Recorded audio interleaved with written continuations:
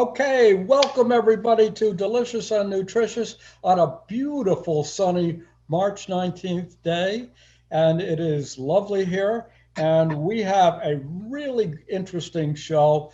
We're going to talk about tabbouleh, but we're going to talk about a special tabbouleh that we have put in one of the ancient grains from South America called quinoa.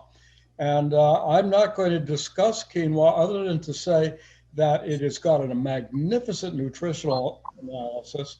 And I'm going to let Marcia deal with that because she's our nutrition expert. So I'm going to turn this over to Marcia right now. And Marcia's going to tell us what quinoa is and why it is. We watch a clip of how to make Jerry's delicious recipe, but it is an awesome complete protein. So it's one of the few grains that when you eat it, you can get all of the essential amino acids that your body needs. And essential amino acids can't be made from other things. So it's important that we eat them. So I'm going to turn it back over to Jerry or to Tom to show the video, and then we'll talk more about the benefits of quinoa and other whole grains, the important health benefits. Hello everyone, this is Chef Jerry at PACTV. Welcome to Delicious and Nutritious, and we are going to make today tabbouleh. Now, so what's tabbouleh? Tabbouleh is a Middle Eastern dish. It's a salad made with bulgur wheat and a number of other things, and I'm going to show you some of the things that are in a traditional tabbouleh. But I have decided, along with talking to our nutritionist, Marcia, that we're going to try to make it a little healthier. And that's not a negative thing. So what are we putting in there? We are putting in quinoa. Now, quinoa is a grain that comes from South America, and it has all the essential amino acids that are used for making protein and in our bodies. All the essential amino acids, which are the ones that we have to put into our body because our body can't make them. So, and the question is, so why try using quinoa? Because it tastes good, it's nutritious. That's why we're doing this. So, what do we have in our tabbouleh? First off, we have our quinoa. We've got some mint, and this is fresh mint, it's delicious. Little chopped parsley, tomato diced, look at the sizes, cucumber diced, scallion diced, kosher salt, a little bit, and we have here my favorite thing, which is my pepper grinder. So that's going to be in there. And finally, to finish the whole thing off, is we are going to put in some lemon juice and some really nice, not overly expensive, extra virgin olive oil, and that adds a huge amount of flavor to this. Okay, now that's what's going into this, except for one thing that I didn't mention. We have the quinoa. What do we do with these hard little seeds that taste like, as my wife says, they taste like sand? Well, we have to boil them in something. So our recipe is telling us we use 1 cup of quinoa to 2 cups of water or 2 cups of some other liquid. It could be vegetable broth. I happen to like low sodium chicken stock. And so what I have done is, instead of using water, because the recipe has called for some salt, I've lowered the salt a little bit because I'm getting a little bit of salt from the chicken stock. Okay, so what do we do here? We take and we put our low sodium chicken stock into a pan, and we bring the temperature up, we get a nice little boil. We then take our quinoa and we put it in there. And we're going to cook the quinoa for approximately 15 minutes. And it's going to be cooked covered, and that's all in the recipe. And we're also going to, once we get it cooked for 15 minutes, we're going to take it off the heat and we're going to let it sit for another 5 minutes, and the reason why we're doing that, because it's going to absorb some of the excess moisture and it's going to make it nice and soft and juicy, and you're going to love it. And it is delicious and it's nutritious, and it is something that we do hope that you would like to try.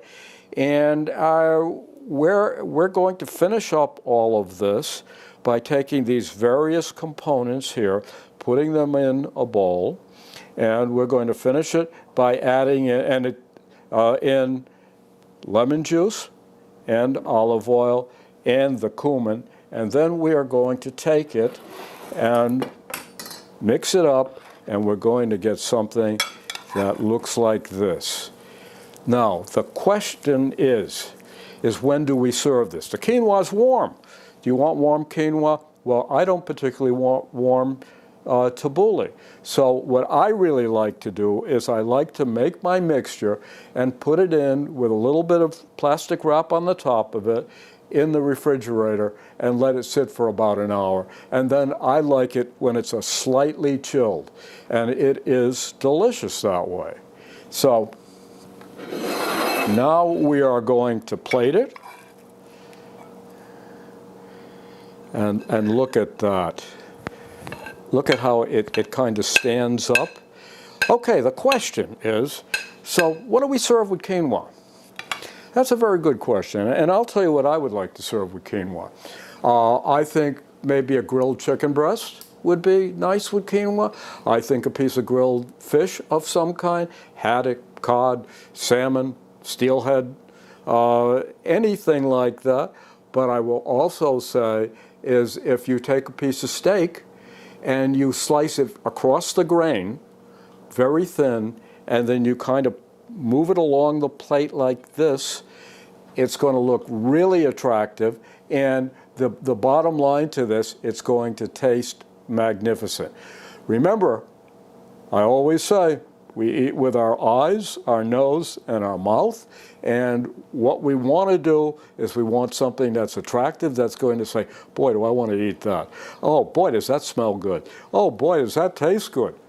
Give me the recipe. And you can do that with this, and it is a wonderful dish, and I'm really happy to, we will definitely give you the recipe, and we'll send it off. Now I'm going to send you out to our nutritionist, Marcia, and Marcia's going to talk to you about where the quinoa comes from, where it is produced, and its nutritional value. And this is a wonderful meal. This is something that is phenomenal at a picnic. You take this and you have it, but keep it chilled, because it's so much better when it's chilled. This is not something that you really, there's nothing wrong with serving it at room temperature, but you're going to get a lot more flavor and a lot more depth to this by taking it and having it chilled. So, thank you for coming to Delicious and Nutritious, and take it away, Marcia. To eat a diet that is rich in whole grains, including those ancient grains, including quinoa that Jerry just mentioned and the recipe that we just saw demonstrated. So I want to start right off the bat with encouraging you to eat more whole grains and the reasons why. People that eat more whole grains have a 17% lower risk of colorectal cancer. 19 to 22% of people eating whole grains lower their risk of heart disease. Fiber from whole grains can bind with the cholesterol during digestion and carry it out of the body. So there is a physiological reason for how a whole grain diet benefits heart disease. a 14% lower risk of stroke. LDL is called the bad cholesterol. It is the type of cholesterol that brings fat to the arteries of your heart. We want to have low levels of LDL, and LDL stands for low density lipoprotein. Eating more whole grains helps to lower your LDL, that bad cholesterol. There is some research that shows that eating a whole grain diet is linked with a slower cognitive decline, how we think, how we can remember, how we can concentrate. Whole grains definitely help keep your digestive tract healthier, helps to keep you regular. Having a diet rich in whole grains can minimize maybe your need for laxatives if that is something that you rely on for regularity. There's a lot of foods that help to keep things moving through your digestive system, and whole grains are one of them. Whole grains can also lower your risk of type 2 diabetes, and if you have diabetes, eating a diet rich in whole grains can also help manage your blood sugar levels, because those whole grains slow down the speed at which the glucose in a food enters your bloodstream. Whole grains improve your metabolism. The fiber that's in whole grains does not get absorbed, so it is not a calorie item. Whole grains can help keep your BMI, your body mass index, lower, and also can help reduce obesity. So lots of good reasons right off the bat to start thinking about having more whole grains. So what is a whole grain? All grains start out as a whole grain. When they're growing in the ground, they are all whole grains. But then we refine some of them. So parts of them are removed, and I'm going to show you a picture in a moment. When the kernel and some of the other parts are removed, the nutrients, the flavor, and the fiber of that grain are also stripped away. A lot of these nutrients by law need to be added back. But why not have it as it's in its natural state? A grain is a whole grain if it contains all three parts of that original kernel. And those three parts include the starchy endosperm, the fiber-rich bran, and also the germ. So here is a picture of a whole grain. So we've also got the husk or the chaff. Humans can't tolerate that, animals can. But a whole grain includes this outer membrane called the bran, and that is where we get plenty of fiber. Inside is the endosperm, and the endosperm is the starchy carbohydrate part. There's also protein in this endosperm, and there's also vitamins. And then we also have the germ. And this germ is packed with nutrients, with B vitamins, vitamin E, which is a powerful antioxidant, phytochemicals, which are new on our horizon and their benefits to health, and also some healthy fats. So this is what a whole grain looks like. But when we refine a grain into white flour, that soft, powdery type flour, this bran and the germ are removed. So all we really end up with is the starchy part. So whole grains are really healthy for us. So how much do you need per day, and how can you get them? Ideally, half of the grains that you eat will come from a whole grain source. For most of us, this will equal about 3 servings per day. You could have oatmeal for breakfast, or maybe even an overnight oats or an oatmeal bar. That would be a way to get a whole grain. You could choose a bran flake or a shredded wheat. If you enjoy rice, you could choose a brown rice instead of a white rice.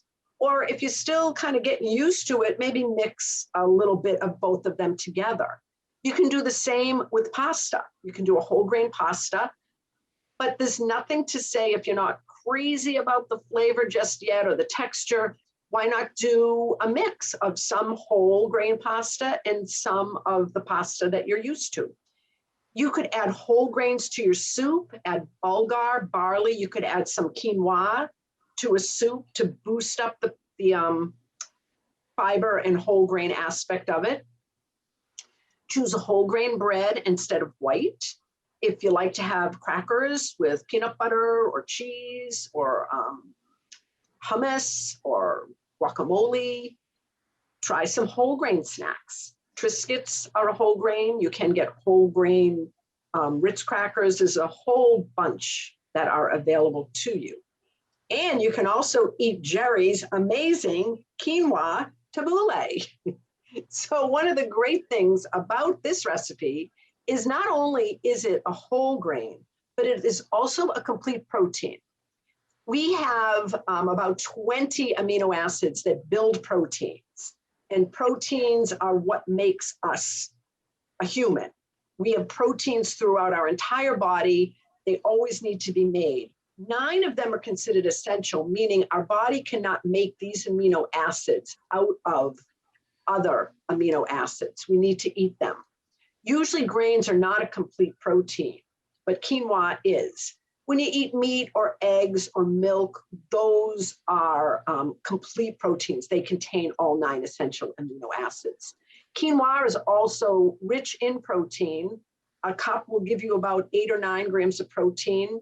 It is a great source of fiber, about 6 grams in a cupful. And it's also rich in B vitamins, which are great for your brain, great for your nervous system, great for your body's ability to utilize nutrients from other foods. Some other things you can do with quinoa, you could have it for breakfast by cooking it in milk or water. You could add some fruit to it, some cinnamon, or maybe some nuts. You can substitute quinoa for rice in a stir fry. You can add it to a salad or a soup. And I've heard you can even pop it, although I have not tried this myself. I'm going to though. So that is the end of my slide. Stop my share, there we go. So I did want to show you my picture. This is my model of a whole grain. You saw the size of the little seed that Jerry shared with us. So this is quite magnified, but just to give you a 3-dimensional visual of a whole grain. So this brown part that you see would be the bran. Inside would be the endosperm, the starchy parts and protein and vitamins. And then further down, where did my germ go? We have our germ, which is packed with nutrients. So I love to get whole grains because I like my nutrients intact in my food. It's okay to take a vitamin or a supplement if you need it, but why not get your nutrients from the foods that we eat in its whole state, in its natural state? Very affordable as well. So I do have a question for Jerry about quinoa. This will be my stump, Jerry. Are you ready? I'm ready. All right. So what family of plants, I guess it would be called, the plant family, does quinoa fall into? Well, it's a naturally occurring grain, similar to things such as wheat, bulgur, and so forth. So that's a general question. If you want the Latin names and the scientific names, I'm sorry I didn't give them to that. But I will tell you this, and your comment is the most salient thing that we've talked about, which is the essential amino acids. And you are absolutely right. If you want something that is really unbelievably nutritious, that is what we should be eating. But Marcia, I do have a question for you, and it's actually to ask for a clarification. The question is you've mentioned serving sizes, but this, every time that I read a recipe, it says, this is so many serving sizes. So what's a serving size? Mhm. So please Yeah, educate me. I know. Serving sizes are those interesting things, and we're all allowed a different amount of servings for each food group based on our own calorie needs. I would say a serving of quinoa would be a cup. You have it mixed in with the tabbouleh, but I would say a serving size is 1 cup for that. Typically, our grains, a serving is 1 slice of bread, 3/4 of a cup of dry cereal, a 1/2 cup of hot cereal, 1/2 cup of pasta. A 1/2 cup is only going to be about the size of like a 1/2 of a tennis ball. So I think most of us could probably handle a 1 cup serving. And I'd rather see people eat more of the healthy foods, have more grains, more fruits, more vegetables on your plate. Reduce the serving size of your animal proteins. Have more fruits, more vegetables, more whole grains. So when you look at your plate, that's what I would suggest. So when you look at a serving size, that's how you're calculating the calories. So you need to look at what is the serving size for this food and what am I eating? And then you have to calculate from there. Did I answer your question? You answered my question. Thank you. All right. Do I get another question? You can have as many questions as you want. Okay, I got a quickie. And the quickie is that you note the difference between brown rice and white rice. And from a nutritional point of view, would you just explain the nutritional difference between the two and why we should try to encourage more brown rice in our diets? Yep. It's going to come right back to our kernel with white rice, or polished rice is as it's called, I believe.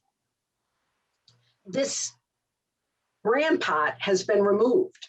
So when you have the white rice, you don't have the fiber aspects of it. And interestingly enough, B vitamins, the first B vitamin, thiamine, was identified as a result of people suffering from a condition called beriberi, which resulted in almost a paralysis because the B vitamins are so important for your nervous system. And it was a scientist or a surgeon, I can't remember exactly which, they also noticed that the chickens in this camp were also experiencing the same paralysis. And he did some deduction and he realized all of this had started to happen when they started using more of the polished rice. So he did an experiment and he started giving the hens and the chickens the brown rice, which was what they originally served. And they got better miraculously. Initially, they thought people were experiencing an infectious disease. And when in fact it was a B vitamin deficiency, but they didn't even name, I don't think, the vitamin for a number of years later. So, and this is, I think, 1930s, don't quote me. I know we're being recorded, so I'm, the fact finders, I hope I'm not completely off, but I'm close. I think I'm pretty close. When a lot of this started to happen, there was the National Food Enrichment Act that was implemented that all polished or refined grains needed to have these vitamins and minerals that were stripped away, added back in to prevent these deficiencies. So big public health move early on. Okay, so it looks like Tom is waving 2 fingers already. Questions from our group? We need to make sure we get your questions. So I wonder if people can put their hand up if you go down to reactions, because we can't see everybody. If you go to your toolbar and you see reactions, you can raise your hand. All right, so I see Norma has her hand up. So Norma, take it away. Yes, hi. Thanks. Well, I have a question about making the tabbouleh. One is, it was cumin he put in it, and I was wondering if you could use something else instead. And the other thing was, like, for parsley, I've never used fresh. I use the freeze dried. Is that good enough to use? Without a doubt, anytime you change a recipe, you're going to get some variation. Okay. Can one of my favorite things is substituting things, trying different things, seeing if I can make it better. Sometimes I'm successful, sometimes I blow it. But the point really is yes, freeze-dried parsley will work, but it's going to be different. And primarily, the texture is going to be different because the cell walls in the parsley will have broken down due to the freezing. So there's going to be a difference in texture.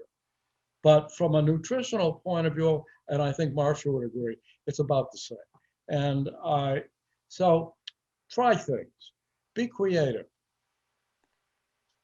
All right, so it looks like we're out of time. So Jerry and I need to say goodbye, but please stay with us after we say goodbye, and we'll continue to answer your questions.